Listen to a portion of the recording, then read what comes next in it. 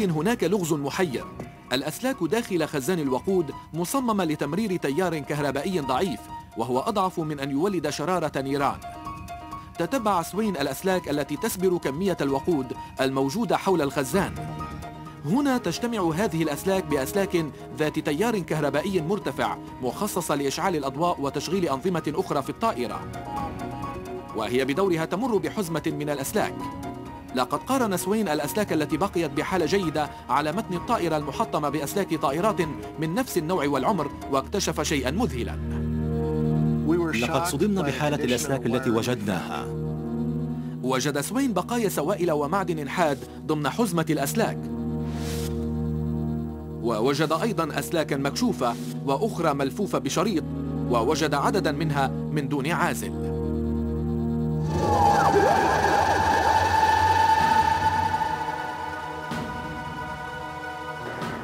استنتج أن الحالة السيئة للأسلاك على الطائرة قد تساعد على إنتاج تيار كهربائي مرتفع يمكنه ببساطة أن ينساب بين الأسلاك الكهربائية التابعة لخزان الوقود، مؤديا إلى إشعال شرارة كهربائية. هذه الشرارة بدورها تؤدي إلى إشعال الوقود المتبخر.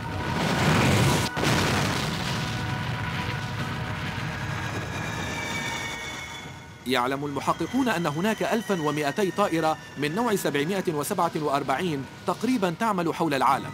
أي واحدة منها يمكنها أن تطير بخطر محدق، معرضة حياة آلاف الركاب للخطر. يؤكد المجلس الوطني لحماية الملاحة الجوية أن انفجار خزان الوقود هو الذي أدى إلى تحطم الطائرة، وذلك حين أطلقت دارة كهربائية قصيرة شرارة قاتلة. ولكنهم لا يملكون أي دليل على ذلك، فالدارات الكهربائية القصيرة في الغالب لا تترك أي أثر بين الأسلاك.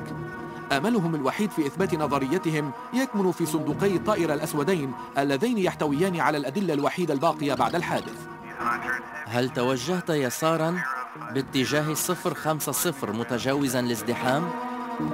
لم يلاحظ شيء خلال 13 دقيقة من التسجيل. نرتفع على علو 15,000. ولكن عند إعادة عرض الشريط يسمع المحققون شيئا غريبا. تماما قبل توقف التسجيل، إنه عبارة عن توقف صغير لمرتين متتاليتين. تبلغ مدة كل توقف أجزاء صغيرة من الثانية، ولكن ذلك يدل على انقطاع الطاقة عن جهاز التسجيل للحظتين وجيزتين. إنه اكتشاف مذهل. أعادت هذه الوقفة في شريط التسجيل المحققين إلى نظرية وجود دارة كهربائية صغيرة على متن طائرة الرحلة 800، ومن الممكن أن تحدث على متن أي من 1200 طائرة من طراز 747 الباقية والتي تحلق الآن حول العالم. لقد اقتربنا من كشف اللغز كله. يعلم المحققون الآن سلسلة الأحداث المحتملة التي أدت إلى انفجار طائرة الرحلة 800 التابعة لشركة TWA. ما الذي أدى إلى تمزق هيكل طائرة بوزن 300 طن بعد إقلاعها ب12 دقيقة في رحلة روتينية قبل لحظات من الكارثة؟ قبل الكارثة ب12 دقيقة ونصف الدقيقة أقلعت طائرة الرحلة 800. عملت المكيفات على تبريد الأجواء داخل الطائرة، ولكنها عملت في الوقت نفسه أيضا على رفع درجة حرارة وقود الطائرة في الخزان الأوسط إلى درجة جعلته قابلا للاشتعال بسرعة. يحوي الخزان الآن 50 مترا مكعبا من الوقود القابل للاشتعال. أصبحت طائرة 747 بمثابة قنبلة طائرة. 44 ثانية قبل الكارثة. نرتفع إلى علو 15,000. سمحت الأسلاك الكهربائية المتضررة بمرور تيار كهربائي مرتفع إلى الأسلاك الموجودة خارج خزان الجناح الأوسط، ثم نزولا إلى الخزان. عندما وصل التيار إلى نقطة تبدو الأسلاك فيها مكشوفة بدون تغطية، قفز إلى سطح معدني آخر مشكلا دارة كهربائية قصيرة. أشعلت شرارة المزيج القاتل من الوقود والهواء، فوقعت الكارثة. قذف الانفجار إحدى اللوحات الداخلية، كما قذف بخزان الوقود إلى خارج جسم الطائرة محطما إياه. تطير الطائرة بسرعة 650 كيلومترا في الساعة تقريبا، وتتعرض لضغط كبير على متنها مما يؤدي إلى انتشار أول تشقق بسرعة كبيرة. عندها التفت التشققات حول الطائرة، وخلال 4 ثوان التقت، مما أدى إلى فصل مقدمة الطائرة عن باقي هيكلها.